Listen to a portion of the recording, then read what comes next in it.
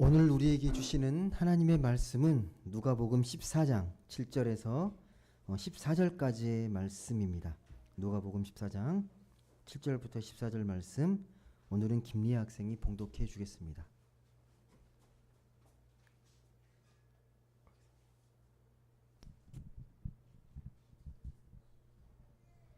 청함을 받은 사람들이 높은 자리 택함을 보시고 그들에게 비유로 말씀하여 이르시되, 네가 누구에게나 혼인잔치에 청함을 받았을 때 높은 자리에 앉지 말라.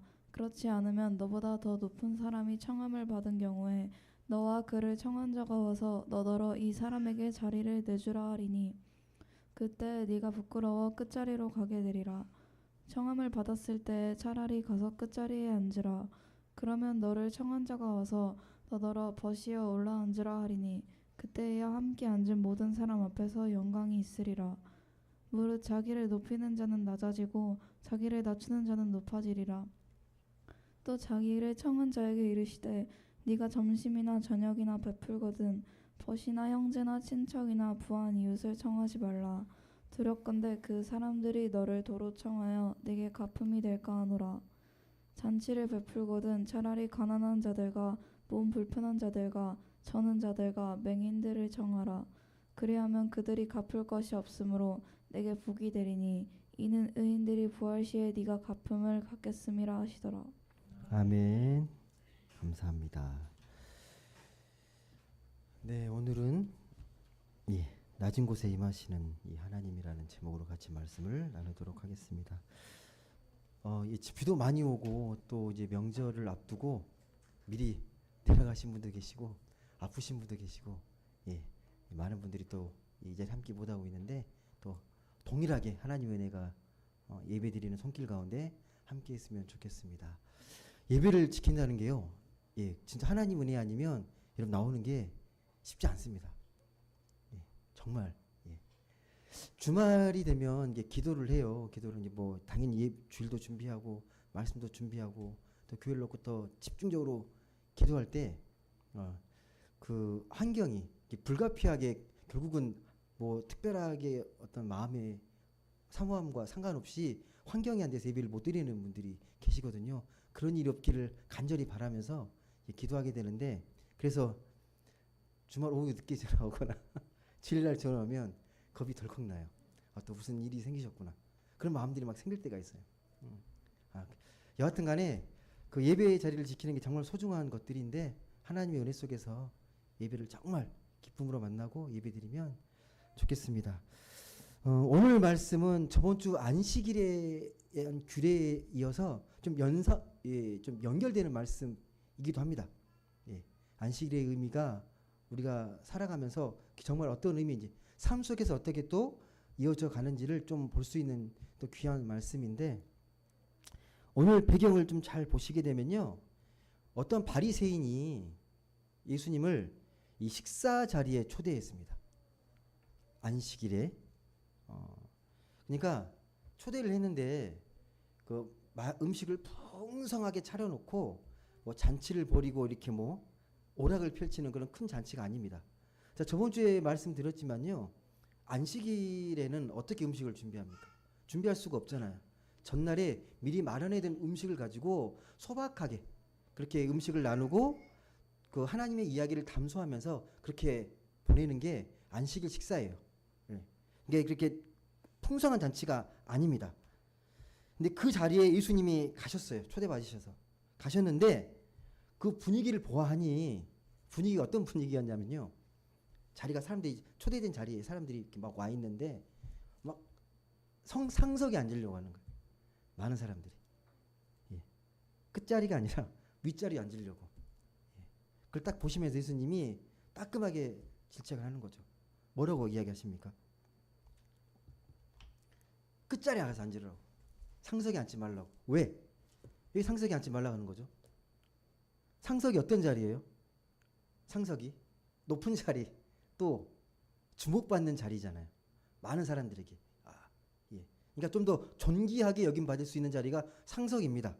근데 사람들이 다 상석으로 가려고 하는 거예요. 자기를 더 인정받고 싶고, 더 어떻게 보면 자기를 주목하길 원하는 그런 마음 때문에. 근데 그런 마음들을 아시고 주님이 책망하십니다. 뭐라고요? 차라리 끝자리로 가라. 왜?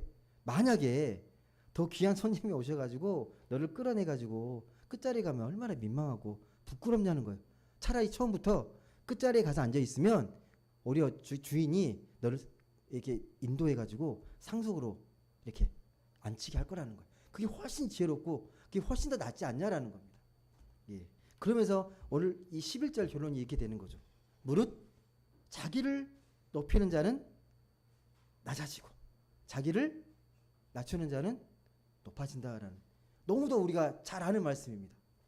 이 말씀 모르시는 분 계세요? 예. 믿지 않은 사람들도 알걸요. 자기를 낮추면 높아지고 높아지면 낮아지고. 근데 이 말씀의 성경적인 신앙적인 본질의 메시지를 잘 보셔야 합니다. 이걸 겸손 그러면 중요한 메시지를 놓치게 됩니다. 겸손으로 여러분 이해하시면요. 이 비슷한 말씀은요, 우리 기독교뿐만 아니라 다른 종교에도 나와요. 겸양, 겸손에 대한 미덕들은요 많이 나옵니다. 학교에서도 가르치지 않나요? 겸손하라고? 뭐라고 가르치죠? 겸손하면? 야, 너희들 겸손해야 돼. 겸손해야 사람들이 너를 이렇게 인정해주고, 교만하면 사람들이 너 안 좋아해. 겸손해야 돼. 겸손한 사람 되려면 노력해야 된다. 세상에서도 그렇잖아요. 우리 다 믿는 사람들끼리 사람이 겸손해야지, 교만하면 그걸 누가 좋아하냐고. 누구나 할 수 있는, 충분히 상식적으로 이렇게 우리가 조언할 수 있고 할 수 있는 이야기예요. 겸손. 여러분 겸손하십니까? 어떠신 것 같으세요? 세상 살아가시면서 겸손하게 사시는 것 같으세요? 자기를 돋보이게 하는데 더 마음을 쏟는 것 같습니까? 근데 다시 말씀드리지만 오늘 말씀은 영적으로 겸손의 미덕을 강조하는데 포커스가 있잖아요. 잘 읽어보십시오. 왜 자기를 낮춰서 그렇게 살아가야 되는지에 대해서 말씀이 나옵니다. 예수님이 우리를 착한 사람 만들고, 그리고 교양을 쌓게 하고 품격 있게, 품위 있게 만드는데 거기에 관심 있는 분이 아니세요. 잘 보십시오, 여러분. 그런 쪽에 관심 있는 사람들은 바리새인이에요. 바리새인이 강조하는 거예요. 예수님은 그런 거에 관심이 있던 분이 아닙니다. 바리새인들은 예수님을 초대해 놓고요, 예수님이 어떻게 행동하는지를 유심히 관찰합니다. 책 잡힐 게 없는지 유심히 도덕적으로, 윤리적으로 문제가 없는지를 관찰하고 있어요. 착하고 세련되고 교양되고 이런 것들은 바리새인들의 관심이고요, 예수님의 관심은 거기에 있지 않습니다. 바리새인들은 자기들이 하나님의 율법을 잘 지킨다는 자부심이 정말 컸던 사람들이에요. 그래서요, 율법을 지키지 않은 세리, 죄인 이런 사람들과 상종도 하지 않습니다. 그게 그들의 실제 모습이거든요. 근데 겸손은 없어요. 겸손한 척 하지만 겸손하지 않아요. 소위 말해서 위선의 모습이죠. 그래서 위선자라고 하는 거예요. 예수님이 바리새인들의 속마음을 꿰뚫고 보시면서 외식하는 자, 위선자라고 이야기를 하십니다. 겉으로는 되게 교양적이고 정신이 높고 겸손한 것 같지만 그렇지 않다는 겁니다. 바리새인들이 겸손하지 않기 때문에 겸손한 척하는 게 얼마나 피곤한 일인지 아십니까, 여러분? 겸손하지 않는데 내 마음에서 우러나온 겸손이 아니라 겸손한 척하는 게요 진짜 힘들어요, 여러분. 살아가면서 막 자랑하고 싶고 너보다 뛰어나는 걸 막 하고 싶은데 그걸 막 억누러 와가지고 겸손한 척하는 게요 진짜 힘든 일입니다. 정말 힘들어요. 순간 막 말하고 싶어요. 내가 잘나가는 것들에 대해서, 우월한 것들에 대해서 말하고 싶습니다. 여러분 주변에서 정말 그 겸손한 척하는 게 아니라 진짜 자기를 낮추고 낮은 자리로 내려간 사람들 혹시 보셨습니까? 정말 훌륭한데 그런 자리를 다 내팽개치고 낮은 자리에 이렇게 임하시는 사람 혹시 보신 적 있으신가요? 낮은 자리에?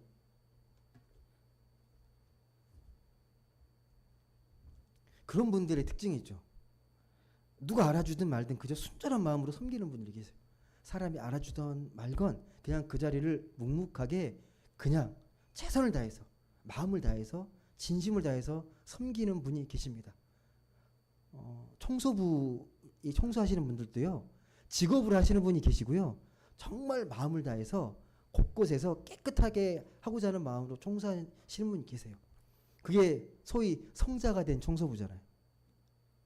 예. 간호사 중에도요 정말 직업적으로 이렇게 하시는 분이 계시고요 진짜 마음을 다해서 섬기는 분이 계십니다. 예. 그 영혼을 다독거리면서 위로하시면서 피곤해하고 막 귀찮아하지 않고 정말 친절하게 그 와중에서도 예. 그게 성자잖아요. 성자. 예. 교사분 중에도 그런 분들이 있어요. 누가 알아주든 말든 그냥 묵묵하게 그냥 자기 할 만 하는 게 아니라 시간을 더 내 가지고 아이들을 더 사랑하고 섬기고 그러신 분들이 계십니다. 예. 누가 알아주든 안 상관없어요. 우리가 성자가 된 교사라고 이야기를 하죠. 가정주부도 그래. 가정주부도 예. 열심히 가정을 돌보지만 정말 예, 예수님 섬기듯이 청소하고 자식을 섬기고 하는 분들이 계십니다. 예, 기쁨으로 이렇게 성자가 된 가정부. 가정부가 아니죠. 주부. 죄송합니다. 성자가 된 주부. 네, 네 죄송합니다. 네. 네, 여러분 이게 쉽지 않잖아요. 살고 싶은데 여러분 정말 쉬우십니까? 내가 하고 있는 일을 성자처럼 누가 알아주든 예, 알아주진 않든 순전한 마음으로 정말 기쁨으로 하나님께 드리는 마음으로 그렇게 하는 것. 남의 시선 신경 쓰지 않고. 사람은요 남에게 인정받는 것으로 삶의 어떤 가치를 느끼고 재미를 느낍니다. 부인할 수 없어요, 여러분. 누가 알아줘야 힘이 나요. 예, 그게 재밌어요. 그래서 인정에 대한 욕구가 되게 강하잖아요, 우리 사람들에게는. 그래서 얼마나 그게 뛰어나면 칭찬은 고래도 춤추게 한다라는 책이 나왔겠습니까? 예. 칭찬하면 사람이 바뀌고 변하는 게 확실합니다. 예. 사람은 칭찬에 따라 크게 달라져요. 칭찬하냐 하지 않느냐에 따라서 크게 달라집니다. 그렇게 칭찬받으면서 성실하게 살아가는 게 정말 좋은 일입니다. 그런데 복음적으로 신앙적으로요. 신앙이 깊어질수록 신앙이 성숙해 갈수록 사람들의 칭찬에 좌우되지 않는 게 정말 중요합니다. 예. 낮은 자리에 앉아도 전혀 불편하지 않게 느끼는 거예요. 예. 이만큼 했으면 그만큼 인정받아야 되는데 그에 대해서 인정받지 않더라도 그 마음에 불편함이 없고 그에 대해서 힘들어하지 않는 거. 예. 내가 가진 게 적고 배움이 부족하다고 그것을 초라하게 여기거나 궁색해하지 않는 마음. 그 마음이 우리에게 필요합니다. 그게 가능할 수 있는 이유가 만약에 그의 전부라면 그걸로 해서 막 눈에 혈안이 내릴 텐데 다른 무언가가 삶의 어떤 깊은 가치와 그런 삶의 의미가 그런 것들이 아닌 다른 것들로 채워져 있기 때문에 예. 다른 무언가가 네 삶의 내면을 가득 채우고 있기 때문에 가능하게 됩니다. 근데 만약 그런 것들을 갖지 못하게 되면요 남에게 인정받고 더 많이 가져야 되고 더 많이 배워야 되고 남에게 더 인정받아야 되고 남보다 더 높은 자리에 올라가지 않으면 늘 불안하고 걱정할 수밖에 없고 두려울 수밖에 없습니다. 오늘 이 12절부터 14절 말씀을 보게 되면요 진짜 예수님이 무엇을 말씀하려고 하는지가 진짜 나옵니다. 예, 그 말씀의 의미가 무엇인지 12절에서 14절 말씀 한번 보시겠습니까? 왜 그렇게 해야 되는지 12절부터 14절 말씀 한번 같이 보도록 하겠습니다. 같이 읽어보겠습니다. 시작. 또 자기를 청한 자에게 이르시되 네가 점심이나 저녁이나 베풀거든 벗이나 형제나 친척이나 부한 이웃을 청하지 말라. 두렵건대 그 사람들이 너를 도로 청하여 내게 갚음이 될까 하노라. 잔치를 베풀거든 차라리 가난한 자들과 몸 불편한 자들과 저는 자들과 맹인들을 청하라. 그리하면 그들이 갚을 것이 없으므로 내게 복이 되리니 이는 의인들의 부활 시에 내가 갚음을 받겠음이라 하시더라. 아멘. 11절 말씀에서 12절 말씀이 떨어져 있는 말씀이 아니고요. 잔치로 이어지는 말씀인데 연결되어 있는 말씀입니다. 영적인 흐름 가운데, 문맥 가운데 이어지는 말씀이에요. 잔치 이야기를 하면서 높은 자리보다 낮은 자리에 앉아라. 그 낮은 자리에 있으면서 너희들이 깨달아야 할 것이 있다라고 하신 말씀이 12절부터 14절 말씀입니다. 이해되십니까, 여러분? 여러분 잔치를 생각해 보세요. 잔치는 보통 어떻게 잔치를 치릅니까? 누구를 초대하고 이렇게 즐겁게 보내죠? 친구들, 아는 사람들. 그렇게 해서 좀 즐겁게 보내는 거잖아요. 오늘 나와 있는 것처럼 형제들, 친척들, 또 자기가 친한 뭐 지인들 이런 사람들 불러가지고 재밌게 보내는 게 잔치잖아요. 그게 맞지 않습니까? 그렇게 초대받으면 또 내가 누군가에 초대받고 기브앤테이크이지 않아요? 잔치라는 의미가 상식적으로 상식인데 안 맞는 말씀인 거잖아요. 초대했는데 만약에 여러분 초대받지 못하면 서운하지 않습니까? 내가 생일 잔치에 누군가를 초대했는데 그 사람 생일 잔치에 나 초대 안 하면 엄청 속상할걸요? 나는 치사도 했는데 날 초대 안 하네? 되게 서운할 거예요. 근데 그런 식으로 잔치하지 말라고 예수님이 말씀하십니다. 예, 주고받는 식으로 갚을 거 있는 사람들에게 초대하지 말라고 하시거든요. 예, 예. 그런 사람을 초대하는 게 오히려 두려운 일이라고 말합니다. 두려운 이유가 뭐냐? 그들이 그런 사람들, 내가 아는 사람들, 갚을 수 있는 사람들, 부자들을 초청하게 되면 반드시 갚을 거라는 거예요. 반드시 갚는다는 거예요. 그게 두려운 일이 된다는 거예요. 왜 두려운 일이 되는 거죠? 좋은 거 아니에요? 왜 두려운 일이 되는 겁니까? 오히려 잔치를 베풀려면 가난한 자, 불편한 자, 다리 저는 자, 맹인, 힘든 사람들, 불편한 사람들을 초대하라고 잔치를 이야기합니다. 이거 어떻게 이해를 해야 되겠습니까? 상식이 안 맞잖아요. 믿지 않은 사람들한테 이 말씀을 대보세요. 너 잔치 초대할 때 성경에 이렇게 기록되어 있거든. 한번 이런 사람을 초대해가지고 잔치해봐. 이게 예수님의 뜻이야. 그럼 여러분 어떻게 생각하실 것 같습니까? 절교할 수도 있습니다. 말도 안 되는. 무슨 말일까요, 여러분? 이게 무슨 말입니까? 한번 읽어보신 거 아니죠? 여러 번 읽어보셨을 거예요. 당연히 그렇게 하는 게 뭐 맞다고 하지 마시고, 우리가 늘 들었으니까, 우리 잔치는 예수님 말씀하신 대로 그런 힘든 사람들 초대해야 돼 라고 머리로 그렇게만 이해하지 마시고, 왜 그들을 초대해야 되는 건지, 왜 예수님께서 낮은 자리에서 임하면서 그들을 초대하라고 했는지를 생각해 보라는 거예요. 왜 그렇게 해야 되는지. 근데 그렇게 초대했을 때의 결과는 분명히 우리에게 말씀합니다. 14절 마지막 말씀 뭐라고 되어 있습니까? 그런 사람을 초청하게 되면 임하는 복이 있습니다. 한번 같이 읽어보시겠습니까? 다시 한번 14절 말씀만 같이 읽겠습니다. 시작. 그리하면 그들이 갚을 것이 없으므로 내게 복이 되리니 이는 의인들의 부활 시에 내가 갚음을 받겠음이라 하시더라. 아멘. 이 말씀은 무슨 말입니까? 이 말씀은 무슨 말이죠? 그들이 갚을 게 없으니까 오히려 그게 복이 된다. 그리고 의인들의 부활할 때 네가 반드시 갚음을 받을 것이다.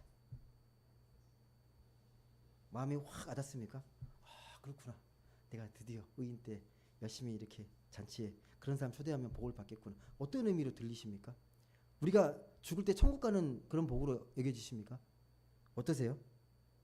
의인들이 부활할 때 갚음을 받는다는 그 복이 우리가 죽어서 천국 가는 말처럼 들리지 않습니까, 여러분?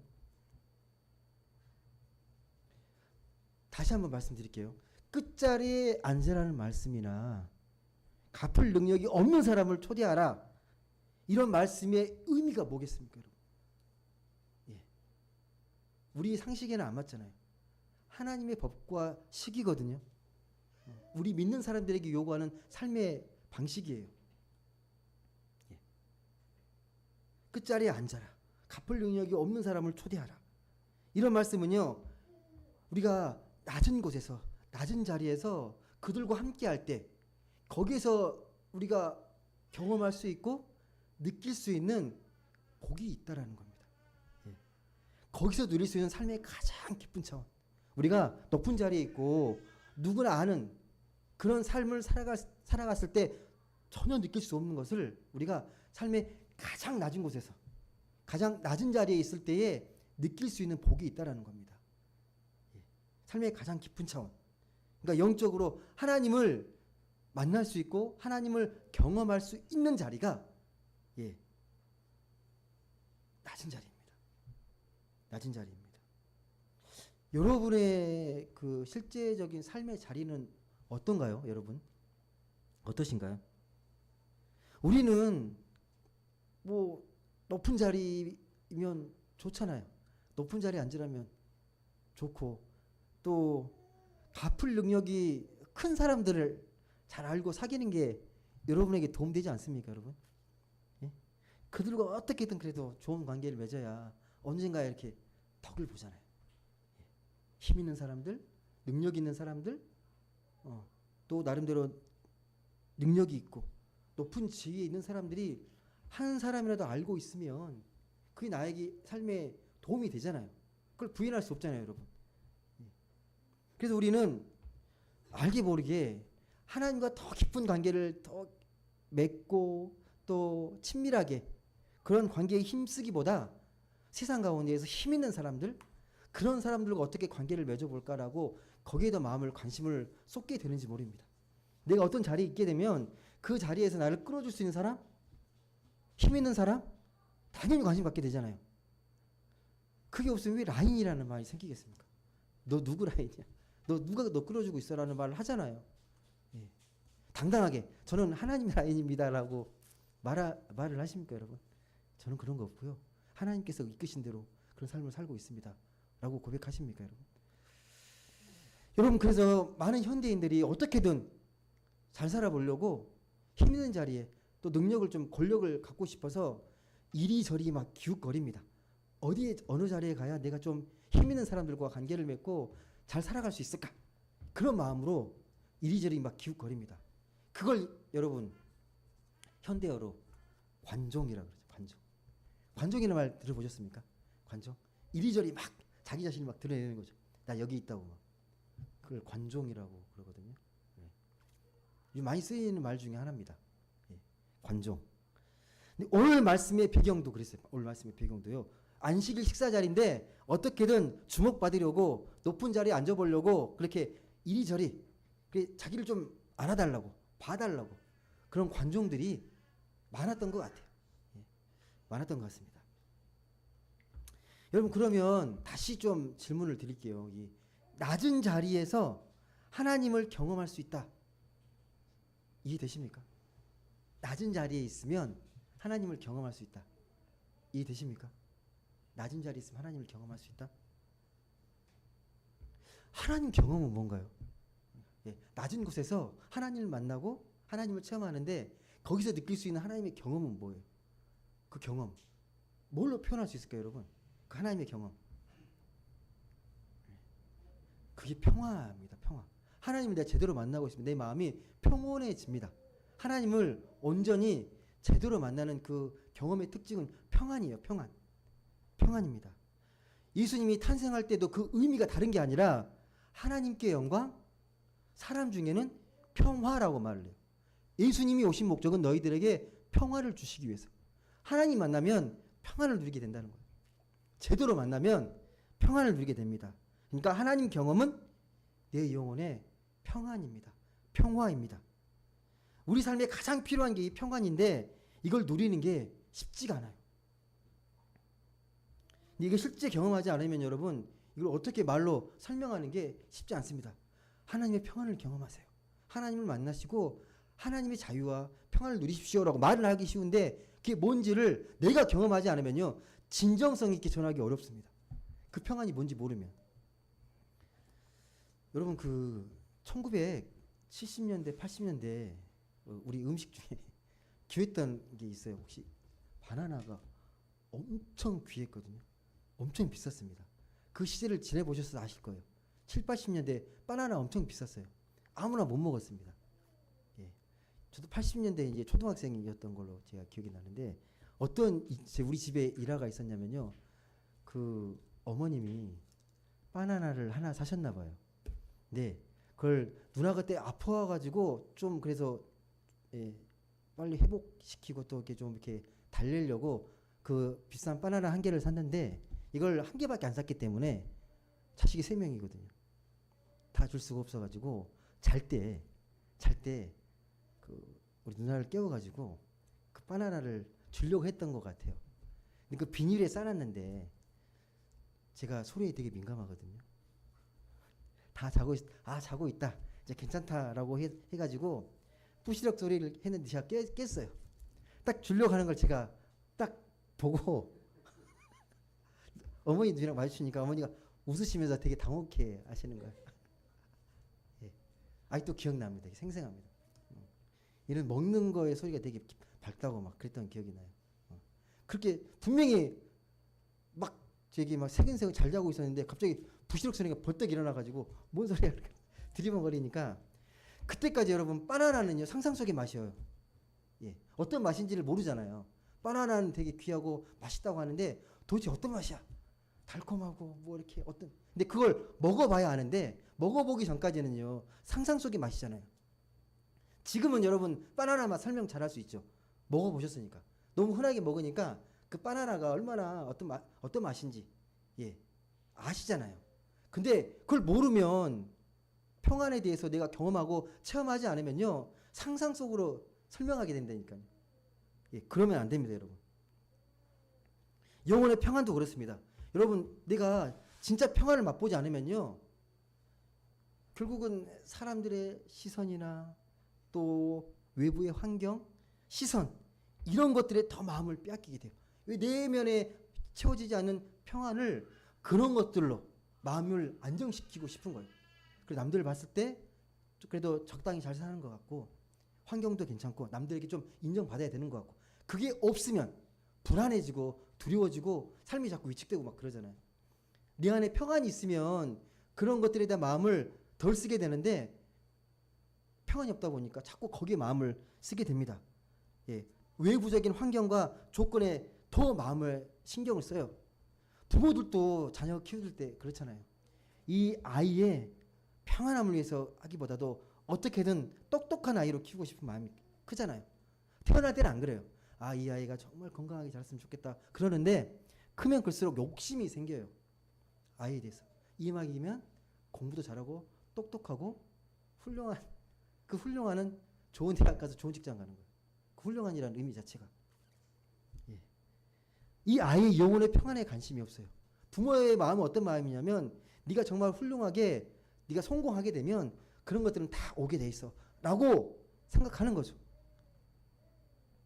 솔직히 우리나라 교육이 아이들의 영혼의 평화에 관심이 있을까요? 저는 없다고 생각합니다. 제 느낌에 그래요. 그걸 학교에 교육적으로 정책적으로 하지 않기 때문에 그걸 채우려고 애쓰는 선생님들은 계시지만 교육적으로 아이의 영혼과 평안에 관심을 갖고 교육하지는 않는다고 저는 생각합니다. 영혼의 평안은 이 손에 잡히는 것이 아니기 때문에 대다수 사람들이 잘 모르고 관심을 기울이지 못합니다. 그래서 그냥 저번 주에도 말씀드렸지만 잠깐 쉬는 거, 휴식하는 거, 조용한 상태를 그냥 평안하게 여겨요. 그게 평안인 것처럼. 하지만 저번 주에 말씀드린 것처럼 그건 평안이 아닙니다. 그냥 잠깐의 휴식일 뿐입니다. 진짜 평안은요, 다른 무엇으로도 채울 수 없는 충만한 만족감, 이게 평화예요. 정말 그걸 누리고 있는지 질문해 보십시오, 여러분. 주일이 그런 날이 돼야 되거든요. 주일이. 요즘 날씨가 그래도 많이 선선해져가지고 아침 저녁에 산책하면 그래도 되게 시원하잖아요. 서늘하고 되게 기분이 좋습니다. 시원한 밤기운이 이렇게 온몸을 감싸는 느낌이 정말 좋아요. 제가 저번 주에 이렇게 일과 마치고 이제 저녁에 산책하는데 이렇게 시원하게 산책하는데 갑자기 어렸을 때 기억이 확 떠오르더라고요. 어렸을 때 저희 우리 동네 마을 뒤쪽에 뒷산이 하나 있었는데 예, 뭐 기태산이라는 산이 하나 있었는데 개발되기 전 지금 다 개발돼가지고 다 사라지고 없거든요.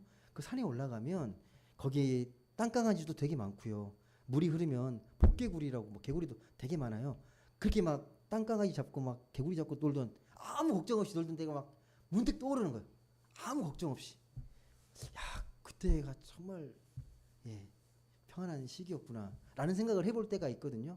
어떤 분들은 꽃 한 송이 보면서 되게 평안을 느끼잖아요. 꽃 한 송이를 이쁘게 보면서 마음에 평온을 찾고 평안을 찾는 분이 계십니다. 자연에서만 평안을 찾는 건 아니죠. 옛날에 비해서 우리나라에는요 정말 곳곳에 도서관이 많습니다. 여러분 도서관을 얼마나 많이 이용하십니까? 저는 이 행복한 산책 도서관에 자주 갑니다. 갈 수밖에 없죠. 자주 출근하고 자주 오게 되는데 환경이 책이다 보니까 책들을 당연히 보게 되고 좋은 책들을 보려고 애를 씁니다. 책을 읽다 보면 좋은 책을 보다 보면요 몰입이 되잖아요. 몰입이 되는 순간만큼은 걱정하지 않거든요. 그 책 속에 깊이 빠져가지고 영화 보는 이유도 그런 거 아니에요. 영화 보는 것도 그 영화에 푹 빠져서 좀 그 순간이라도 좀 걱정을 잃고 영화에 좀 몰입해가지고 이게 몰입의 기쁨인데 여러분 뭐 책 잘 안 보시겠지만 뭐 책이든 뭐 자연이든 좀 그런 걸 통해서 뭐 우리가 마음에 또 평안을 찾고 안식을 찾아야 되는데 그 어떤 걱정거리도 방해받지 못하는 시간이 필요합니다. 그 순간만큼은 쉬고 있는데 계속 머리는 딴 생각하는 예배 드리면서도 또 내가 쉬고 있다고 하는데 계속 딴 생각하는 거죠. 아 내일 또 무슨 일을 해야 되는지 걱정하고 진짜 우리 영혼의 평안을 경험해야 되는데 그러지 못한 거죠. 여러분 그 호스피스 요양시설이나 요양병원에 자원봉사하시는 분들이 요즘 계속 많아지고 있거든요. 아시는지 모르겠어요. 근데 거기서 봉사하시는 분들은 매일 마주하는 게 뭐겠습니까? 가장 가깝게 여기는 게 죽음이거든요. 죽음을 누구보다도 많이 경험해요. 근데 죽음을 맨날 보고 경험하면 여러분 어떤 마음이 드실 것 같으세요? 죽음을 매일 목도하게 되면 매일 그걸 죽음이 가까워오는 것들 죽음을 보면서 그분들이 어떤 마음을 가지실 것 같으세요? 근데 되게 마음이 불안하고 막 그럴 것 같잖아요. 죽음 보면서 막 두렵고 떨리고 그럴 것 같은데 그분들의 대부분이요. 역설적으로 그 죽음 앞에서 영혼의 평안을 느껴요. 그것들을 보시면서 영혼의 평안을 느낍니다. 평안하게 그들을 돌보고 하시면서 진정 평화가 무엇인지를 그 죽음을 통해서 깨달은다라고 고백을 합니다. 이런 경험들 정말 소중하잖아요. 장례식장만 가도 와 죽음이라는 게 정말 멀지 않는구나 가깝구나라는 걸 되게 많이 느끼게 되잖아요. 진짜 안식이 뭐고 진짜 우리가 살아간다는 의미를 그때 한번 또 생각해 보잖아요. 그러니까 그게 뭐 죽음에 휩싸이는 게 아니라 더 영혼의 깊이를 삶의 낮은 자리가 무엇인지를 더 경험할 수 있는 그런 삶의 자리가 됩니다. 그런데 여러분 이 정말 이 소중하고 이 귀한 가치를 우리가 다 알고 동의하는데 우리 삶의 방향과 포커스가 어디에 주로 있으십니까? 여러분들은 아닐지 모르겠지만 많은 세상의 사람들은요 이 영혼의 평안과 안식을 우리가 누리고 살아가는 게 가장 중요한 일인데 여전히 돈을 당해야 돼요. 삶의 우선순위가 경제적인 거잖아요. 경제적인 것들로 인해서 우선순위를 세우고 나머지는 다 후순위잖아요. 돈을 열심히 먼저 벌어야 그 다음에 삶의 안정이 있고 힘이 있다고 생각하잖아요.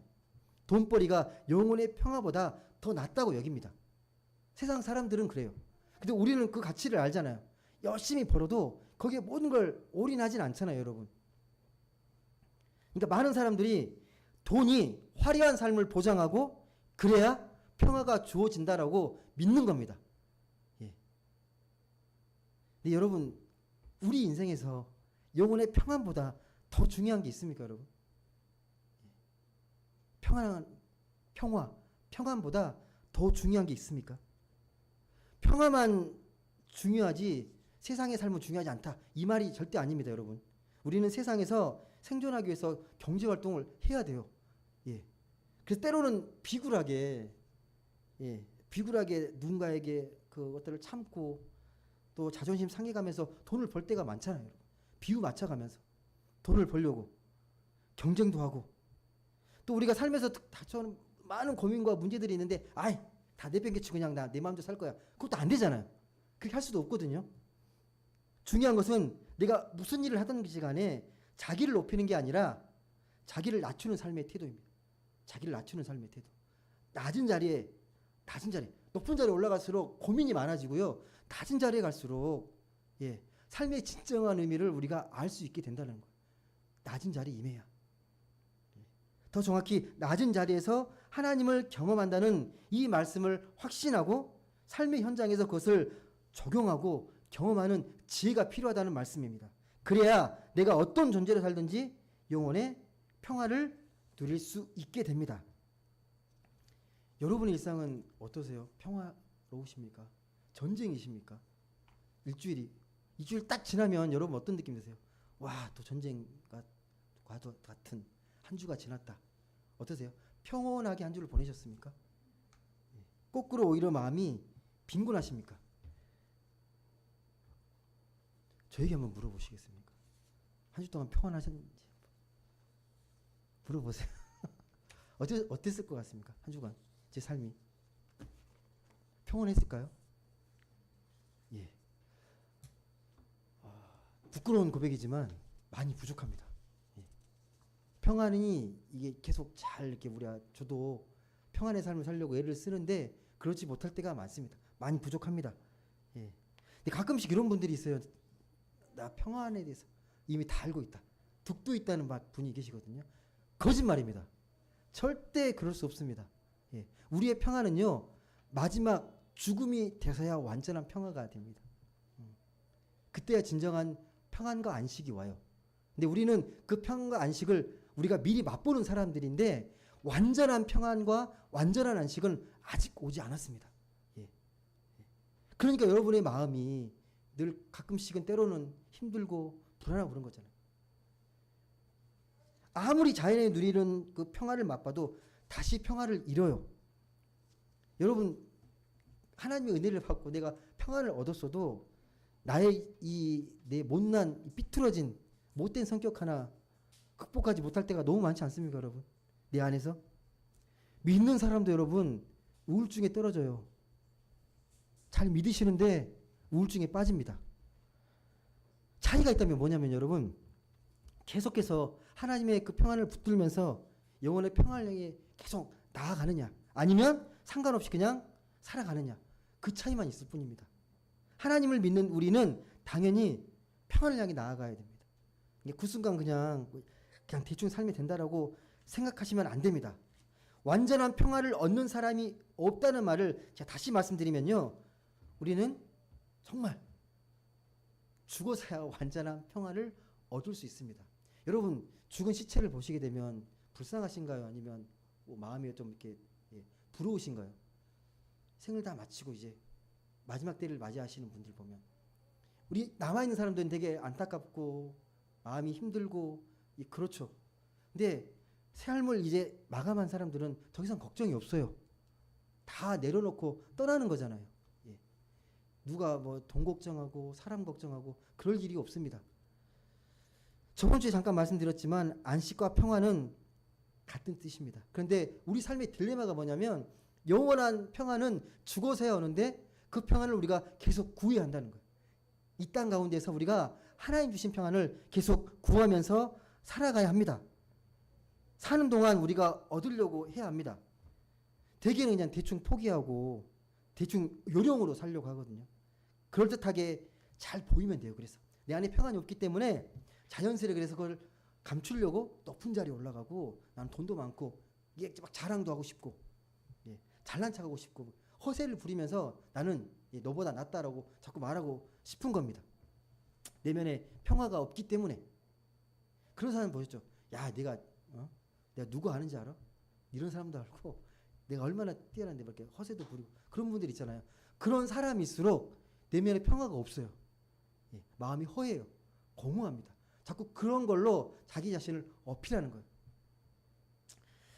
여러분, 세상의 자랑거리는요, 헤아릴 수 없을 정도로 많아요. 자랑하려고 생각하면.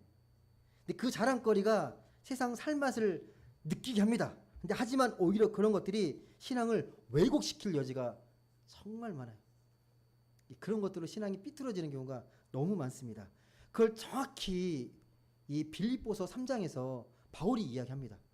그런 것들에 대해서, 이 문제에 대해서. 누구보다도 바울은 종교적으로 내세울 게 많았잖아요. 바리새인 중에 바리새인, 정통 유대인, 누구보다 뛰어난 사람이었는데 그런 것들을 배설물로 여깁니다. 빌립보서 3장 8절에서 9절에 보면 이렇게 이야기를 해요. 제가 한번 읽어드릴게요. 또한 모든 것을 해로 여김은 내 주 그리스도 예수를 아는 지식이 가장 고상하기 때문이라. 내가 그를 위하여 모든 것을 잃어버리고 배설물로 여김은 그리스도를 얻고 그 안에서 발견되려 합니다라고 말합니다. 그런 것들이 오히려 신앙에 방해가 되기 때문에, 평화를 얻는데 방해가 되기 때문에 배설물이다라고 이야기를 합니다. 극단적인 표현입니다. 무슨 말이냐면 예수를 알고 믿는 것이 가장 중요하고 그게 내 삶의 가장 중요한 평안을 얻는 길이다라고 말을 하는 겁니다. 예수님께서 오늘 분명히 말씀하십니다. 자기를 낮추는 자가 높아진다. 앞에 자기를 낮추는 것은 나의 삶의 태도이고요. 높아지는 건 세상으로 높아지는 게 아니라 하나님께서 그를 존귀하게 여기시면서 영혼에 평안을 주신다는 말씀이에요. 이거 오해하시면 안 됩니다. 겸손하게 되면 내가 어느 순간 높아지는구나. 그게 아니라 낮아지는 가운데서 우리가 진정한 평안과 기쁨을, 그게 높은 자리가 된다는 말씀입니다. 이걸 좀 더 여러분이 이해하기 쉽게 마지막 비유 하나 드리고 말씀을 마칠게요. 여러분, 이게 밸런스 게임이기도 한데 여러분 한번 선택해 보세요. 돈 많은 재벌, 평범한 직장인, 전자 후자 선택할 수 있는 삶이 있다면 여러분 1번을 선택하시겠습니까? 2번을 선택하시겠습니까? 이왕이면 그래도 뭐 1번 1번이신가요? 평범한 직장인 어떤 걸 원하십니까? 어차피 의문처럼 들릴 수 있는데 대기업 재벌이 되면 너무 어마어마하지 않습니까, 여러분?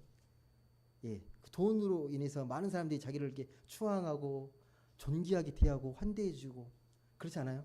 그런 거 보면 되게 누리고 싶잖아요. 남들이 누릴 수 없는 돈으로 누릴 수 있는 걸 다 누릴 수 있으니까. 근데 그 이면을 좀 보셔야 됩니다. 재벌들이 행복해하는 것 같으세요, 여러분?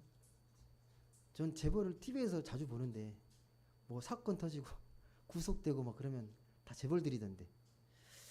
근데 그분들이 삶을 허투루 살지 않아요. 보면 영혼을 돌볼 틈조차 없이 빽빽하게 살아갑니다. 아침 새벽부터 일어나가지고요, 모임을 갖고 회의하고 수많은 사람들을 만나고 늘 시간을 쫓겨요. 시간을 쫓기며 살아갑니다. 역설적으로 그래서 그들은요, 뭐 하나님과의 관계, 또 뭐 가정의 소중함 이런 것보다 업무와 성과에 더 많은 신경을 썼고 거기에 우선순위를 둘 수밖에 없어요. 삶의 환경이 그래요. 정신없이 이어지는 일들 때문에 늘 마음이 복잡하고 늘 분주해요. 어마어마한 일들, 걱정거리가 태산같이 많습니다. 그 유명 연예인들도 그래요. 와, 되게 유명해지고 돈 많이 벌고 좋겠다라고 하는데 제가 얼핏 들은 인터뷰한 거 들었는데요. 아침에 일어나면요, 일어나기 싫을 때가 너무 많대요. 머리에 그 걱정거리가 태산처럼 이렇게 쌓여 있다고 그렇게 고백하더라고요. 그러니까 이게 인기값이라 그러잖아요. 그만한 부와 명성을 얻고 많은 사람들이 나를 지켜본다. 오늘도 실망시키면 안 된다. 이게 어마어마한 압박감으로, 가중감으로 다가온대요. 평범한 직장인은요, 직장인이라 안 바쁘지 않습니다, 여러분. 똑같이 사람과 일에 시달리고 압박의 강도가 있지만 그래도 여러분 재벌보다 나은 게 뭐냐면 그래도 삶의 여백이 있어요.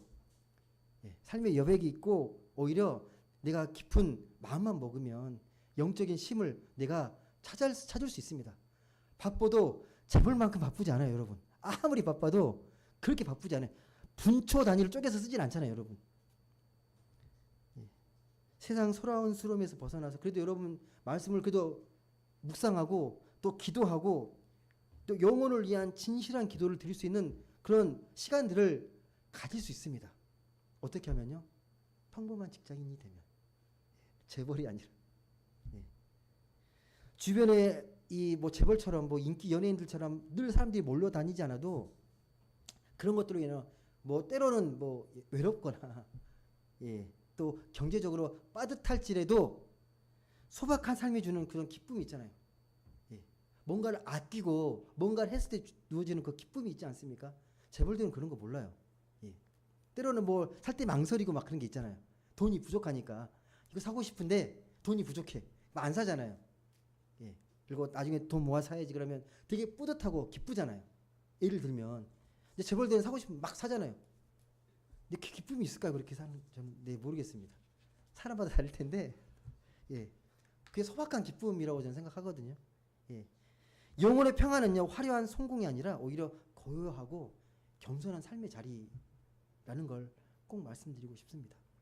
말씀을 맺겠습니다. 여러분 우리의 성공은 세상이 말하는 성공이 아니라 내가 영혼의 평안을 얻었는가, 내 안에 영적인 기쁨이 충만한가, 그걸 잘 보셔야 됩니다.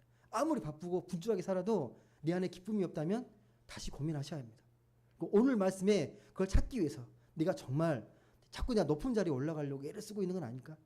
삶의 낮은 자리에서 예수님이 말씀하셨던 그 낮은 자리에서 보여지는 힘들고 불편한 사람들에게 내가 조금이라도 도움을 주고 내가 그들에게 약한 자들에게 마음의 뜻을 나누고 있는가? 거기에 진정한 기쁨이 있고 평안이 있다는 이 말씀, 그런 사람들에게 복이 있다는 말씀을 깊이 새기면서 사셨으면 좋겠습니다. 그래서 여러분 인생의 낮은 자리에 있다고 전전긍긍하지 마시고요. 내가 좀 부가 없다고 명예가 없다고 전혀 실망하지 마십시오. 하나님이 여러분을 높여주시잖아요. 세상이 주는 여러분의 부와 명예는 잠깐이잖아요. 예. 죽으면 다 똑같잖아요. 예. 하나님께 인정받고 돌아가는 게 가장 기쁜 일 아니겠습니까? 그 은혜의 자리를 위해서 오늘 말씀처럼 낮은 자리에서, 그리고 잔치를 초대하더라도 우리가 삶의 자리를 낮은 곳에서 그들과 함께 할 수 있는, 낮은 자리에 있는 자들과 함께 할 수 있는 그런 복된 분들 다 되시길 주님의 이름으로 간절히 소망합니다. 기도하겠습니다. 사랑의 하나님 감사합니다. 낮은 자리에 거하라고 말씀하신 주님의 음성을 다시 한번 깊이 새겨봅니다. 그곳에 하나님이 함께하고 계심을, 거기에서 하나님께서 진정한 평안과 기쁨이 있음을 우리에게 말씀하셨는데 우리는 여전히 세상적인 것에 너무 마음에 취해서 성공과 또 부와 물질을 향해 나아가고 있진 않은지 돌아봅니다.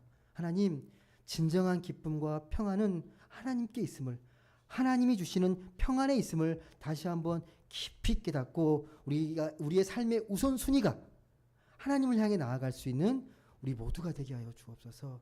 그 안에서 진정한 기쁨과 평안을 누리고 그 기쁨과 평안을 세상 가운데 나보다 더 힘들고 내 옆에서 어려워하고 힘들어하는 이웃들과 나누면서 살아가는 복된 인생 되게 하여 주옵소서.